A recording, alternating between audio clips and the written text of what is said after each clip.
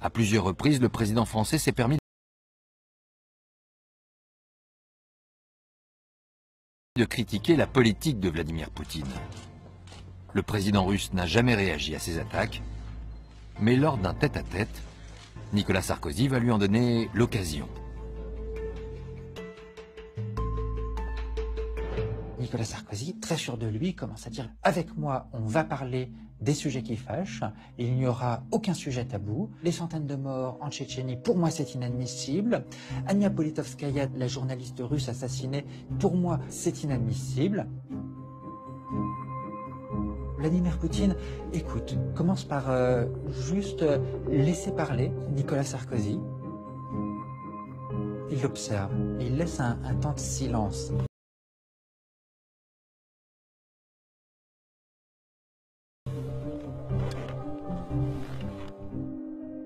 Un temps de silence qui d'ailleurs installe une certaine gêne.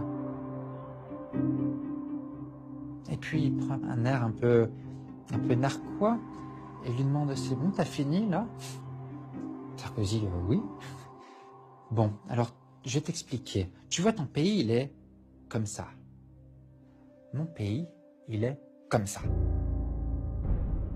Alors maintenant, de deux choses l'une. Ou bien tu continues sur ce ton et je t'écrase, ou alors tu arrêtes de parler comme ça.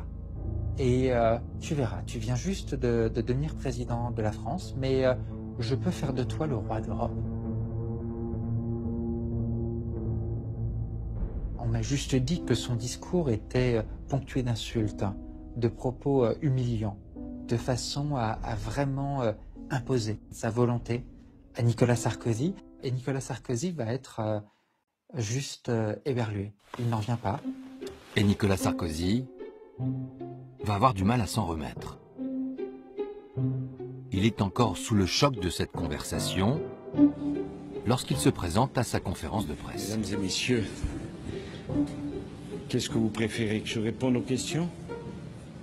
Alors, y a-t-il des questions? Dans la salle, tout le monde s'en rend compte. Et les journalistes s'amusent à penser que la rencontre avec Vladimir Poutine a été un peu trop arrosée de vodka.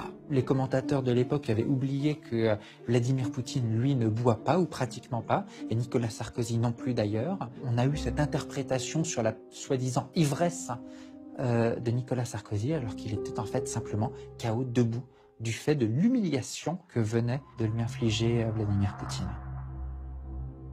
Nous avons évoqué tous les sujets, la Tchétchénie, la journaliste,